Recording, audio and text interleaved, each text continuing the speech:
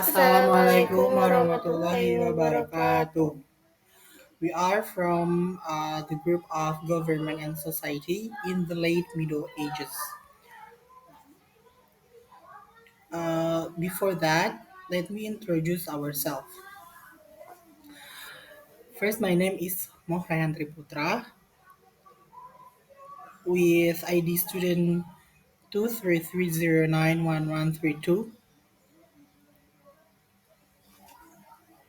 My name is Ilham Epong. And then, My name is Hanifah Shahida. and we start from the Government and Society first.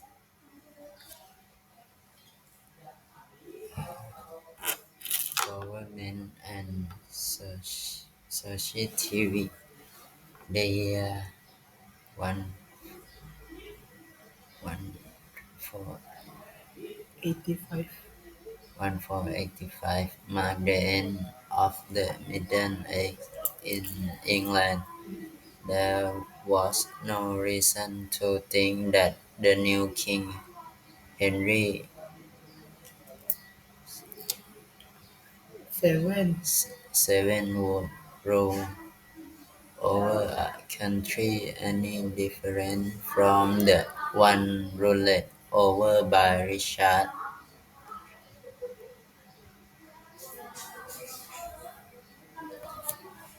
It might be worth looking back at some of the main social development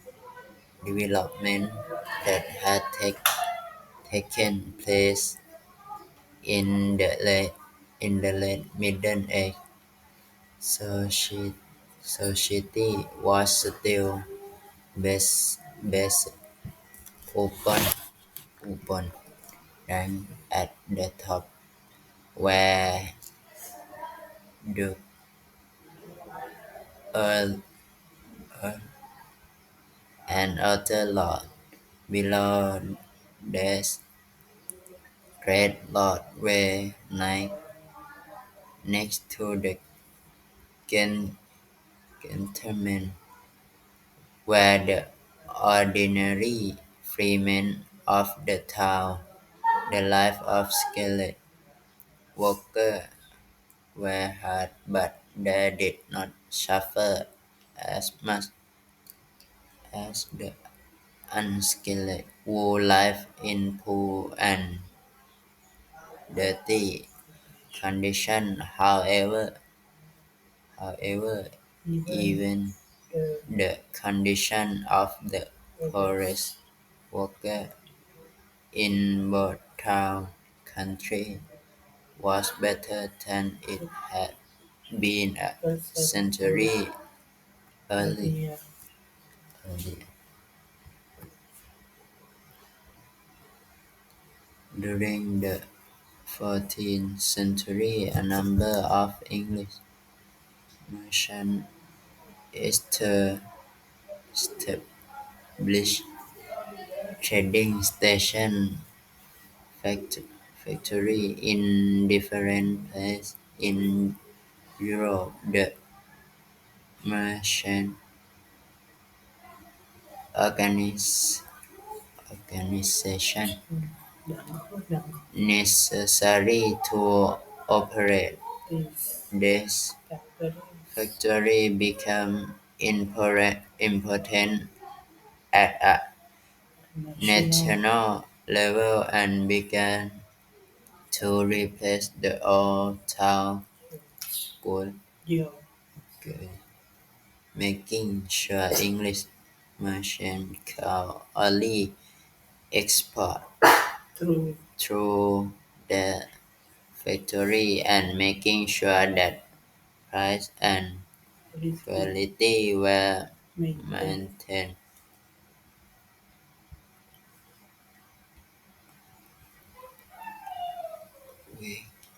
Wa- Wages for farm workers and for skilled town people rose faster than the price of goods in the 15th century. There was plenty of meat and ce- Cereal. cereal prices were low, but there were, Well, were well, warning, well, warning signs of problem ahead. More and more good land was being used for sheep instead of food crops. crops. Yeah.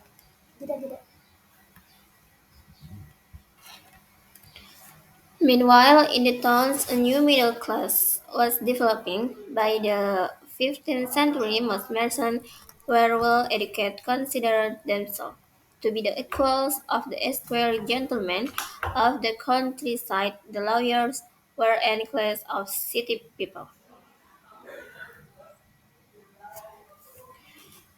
By the end of the Middle Ages, the more successful of these lawyers, merchants, could manufacturers, exporters, esquires, gentlemen, and human farmers were increasingly forming a single class of people with interests in both town and country.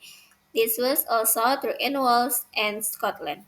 The growth of this new middle class, educated and skilled in law, administration, and trade, created a new atmosphere in B. This was partly because of the increase and literacy in middle class could be described as the literate class.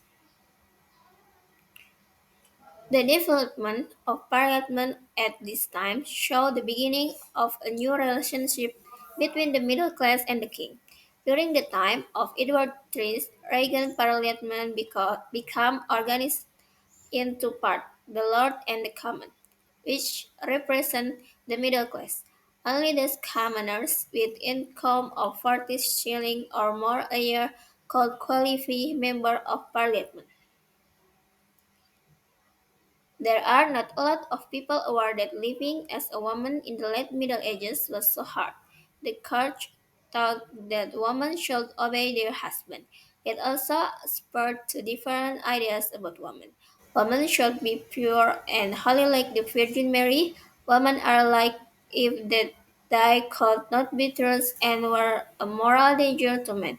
Such religious teaching led men both to work and also to look down on women and led women to give into men's authority.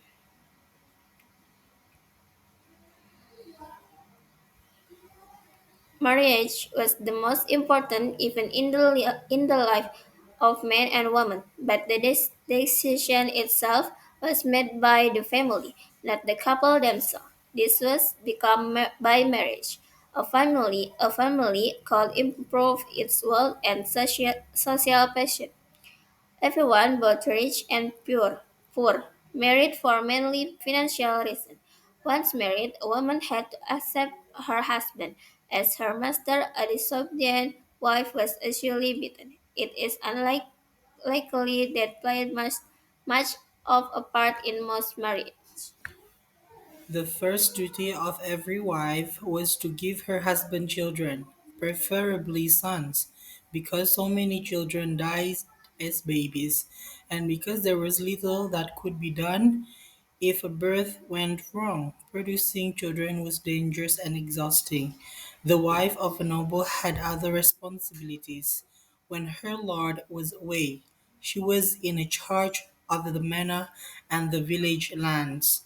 All the servants and villagers, the harvest and animals, she had little time for her own children, who in any case were often sent away at the age of 8 of another manor to another manor. The boys to be made into men. Most women were peasants, busy making food, making clothes, worked in the fields, looked after the children and also the farm.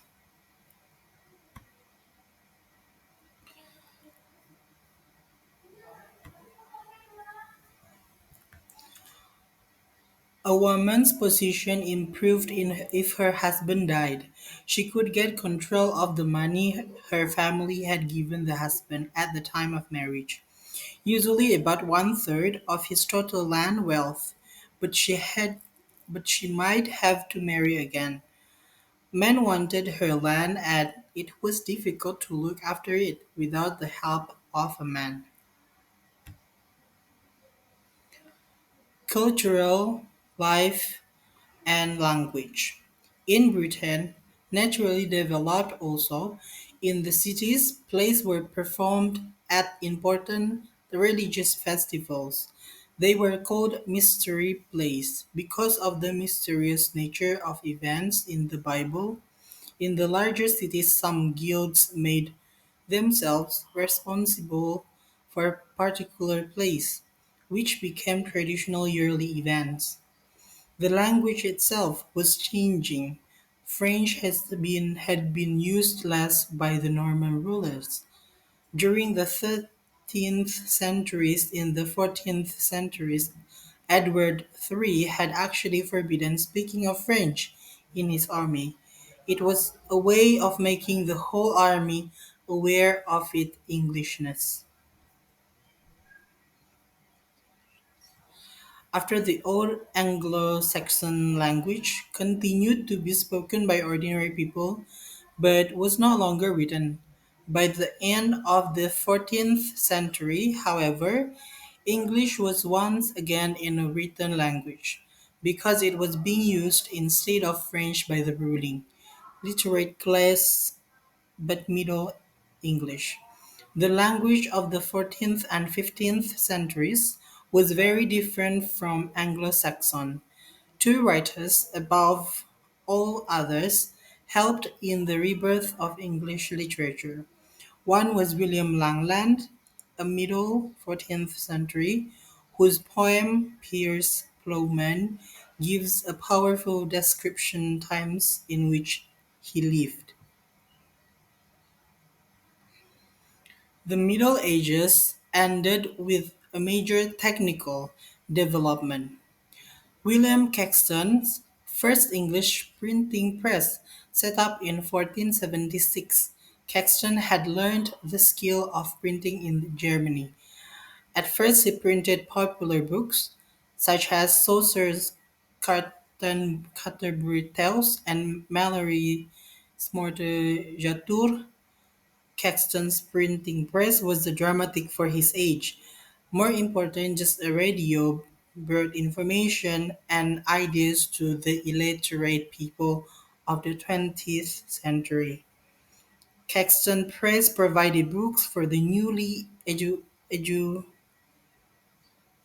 people of the 15th century and encouraged literature. Thank you so much. So that's all the presentation about the early Middle Ages from our group. Thank you so much and wassalamualaikum warahmatullahi wabarakatuh.